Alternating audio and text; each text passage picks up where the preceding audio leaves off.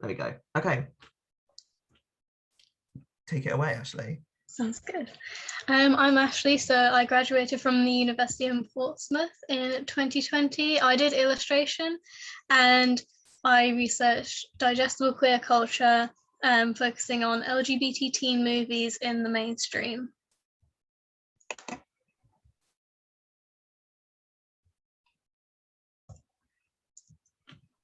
So my dissertation was summed up largely by the quote before, which was, those with few or no connections to others like themselves rely heavily on the media to find out what eventually will become their chosen communities. So basically, I looked at how films can help form communities and how they've done this in film festivals going right up until the mainstream. So digestible queer culture is a term that I coined myself. I was looking at a lot of different films made by loads of different producers, so stuff like Pose going right up until Bohemian Rhapsody. I noticed that the ways in which queer culture is adjusted to a non-queer audience is very evident in films that are made by mainstream medias, and this is what I looked at. So the origins of queer cinema largely comes from the AIDS crisis. There was a need for community spaces to celebrate and also to perform activism in safe spaces. So Dorman and Loist explain this in the rituals and hype and feeling of belonging to a group really help to create the event culture that makes festival screenings attractive to many. And at the same time as these queer festivals were happening, obviously Hollywood was screening their own films and had already gained a reputation for not being diverse. As Levi says, the strategy of dominant Hollywood was to gender, racial and sexual distinctions. So they wanted to create a divide, and this was shown in how they treated their actors as well as their films that they produced. So lavender marriages were basically fake show partnerships in the same way that you get PR relationships now. Only these fake relationships were to cover up gay actors. So they'd get a gay actor and another gay actor and form a seemingly straight relationship and marriage, when in reality that wasn't the case. William Haynes is a good example of this. So he actually didn't have this written into his contract because he was popular. So he used his skill in acting to get this written out. But once he started to act in films that didn't really get the same reaction, so they started to go downhill a bit, not because of his acting, just sometimes films fall flat. Hollywood then pounced on him and basically said, well, you need to be in a fake relationship now, and that's actually why he left. So modern representation now is a lot better compared to that. So we have LGBT content, which is slightly outside the mainstream. So the past 2 years have produced a significant amount in the number of diversity of teen films. So you've got Moonlight, which won the Oscars, and Call Me by Your Name, which won a BAFTA. But the amount of films are largely skewed.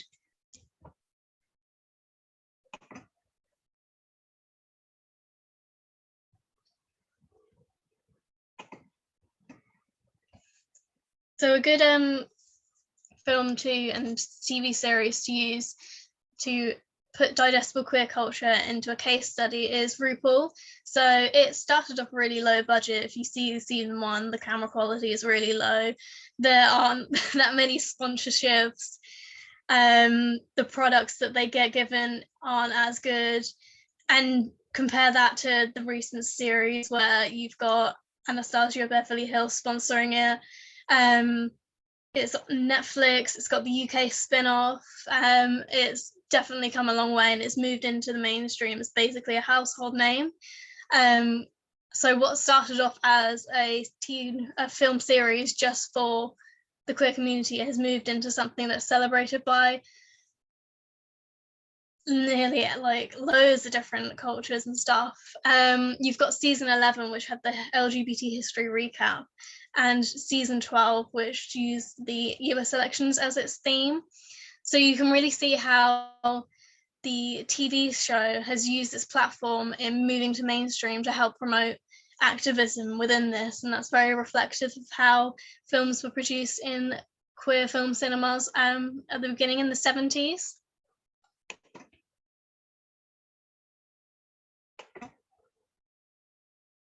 So looking at the films that I looked at, I used the GLAD report to kind of base my research on this and base a little analysis to see how well they were performing. So you've got the Vito-Russo test, which basically determines if a film is a positive representation. So it looks at, does the LGBT character contain one that is identifiable? Are they defined solely by their sexual identity, or are they actually tied into the plot? And if they are removed, would it make sense or not? So only 9 of the 14 LGBT inclusive major films passed this. There's definitely a lot that goes into like the ins and outs of whether this is an accurate way, but it's a good starting point before you start to look at the context in which the films are produced. So I looked at Love, Simon. It's a teen film about a boy who is gay, but it's sort of his coming out story, which is quite a common sort of plot line that Hollywood likes to use at the moment. It shows his high school life and how he comes to terms with being gay, at the same time as discovering that someone else in the school who he doesn't know is gay, and it sort of follows their story together. Then the slogan was "Everyone deserves a great love story," so that was shown on a lot of billboards. And the director is also gay, so they use this to sort of position Love, Simon as a gay film, but that's not why, it's just important, sort of trying to make it the norm. And it actually won the MTV Movie and TV Award for Best Kiss and a Teen Choice Award. So this scene is one that helps to explain digestible queer culture and explain why Love, Simon is a good case study for this. This is sort of leading up to the finale. So it shows Love, Simon, and he goes to the fairground to find out who this like other gay person is in the school, and he waits there to see who he is. And this is their meeting, basically. So it's a cliche setting. You've seen this before in Greece and Stranger Things most recently. The fairground is used a lot for teen films because it's a place where they can go together. It's like a community area outside. So Love, Simon made history basically by using this to so it showed their sort of placed it in an environment where the non-queer audience would understand this, and so would the queer community. He included the kiss because he wanted to show something that would relate to the queer audience and it attracts them through the trope, but also just shows them in a normalization way. And the second scene is him in college. So you've got the college coming out scene, which uses the gay culture of the posters and stuff and just the pinboards and imagery. It uses like obvious ones such as like the rainbows, but also like tiny little snippets of things that maybe you wouldn't notice. Like I think there's different bands in there that are queer. It represents like a universal struggle of coming out. So the gay culture references is an example of cultural capital. So it's a good film for targeting 2 audiences at once through all the different things, but also with this coming out scene, it kind of seems like a bit of a stereotype with the flamboyance of the whole like scene. But for this, I think it's important to remember Love, Simon is a teen kid. So that's what he's seen. He's coming out, he doesn't really have any other gay friends. That's why it's so flamboyant. He doesn't know what college is like. So to conclude, digestible queer culture, when representing queer people, it's a powerful tool for acceptance, and it's one that really does help to make it normalized and stuff. But much like there's bad films of all genres, we deserve a different range of films, bad ones and good. And I think this is the diversity in which queer cinema is heading towards.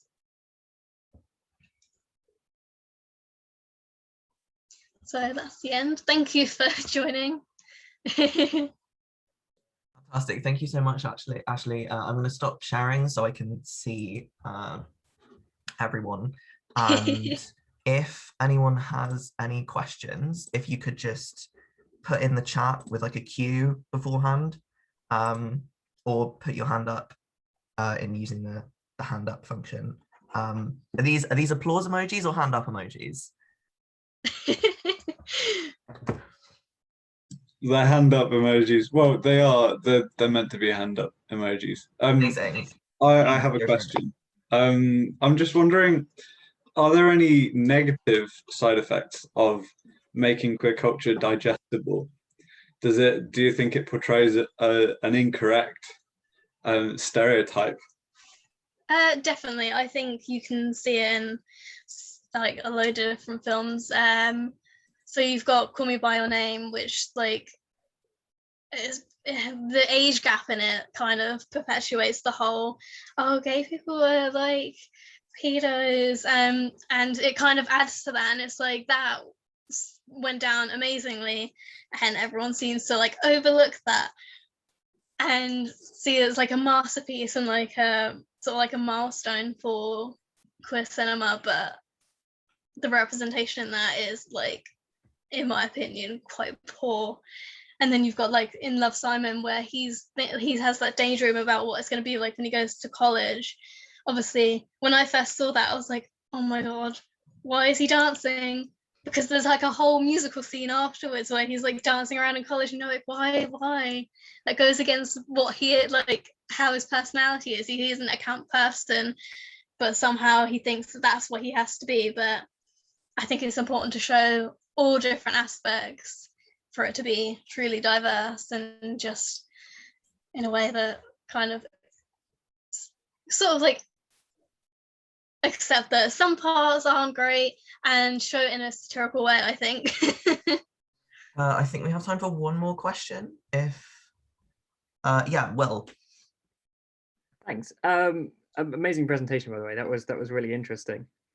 I just wanted to ask if there are any like particular areas of representation which you think more mainstream studio films tend to still struggle with, or ways where they particularly need to improve.